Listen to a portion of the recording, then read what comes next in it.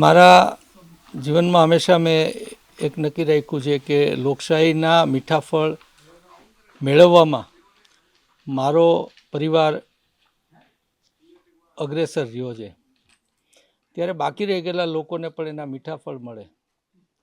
હું વેચાઈ જાઉં તો પણ મદદરૂપ ન થઈ શકું, પણ બંધારણીય જોગવાઈ મુજબની વ્યવસ્થા ગોઠવાય તો દેશના દરેક નાગરિકને એનો લાભ મળે, દરેક ગરીબને પણ મળે. જે હું વિચાર સુધી પહોંચ્યો છું કે લોકોના મગજમાં એક વિચાર હોય છે કે શું કરીએ તો સરખું થાય, એનો આમાં મેં જવાબ મારી મનોમંથન શબ્દોમાં એ બુકમાં મેં લોકશાહી લોકજાગરણમાં આપ્યો છે.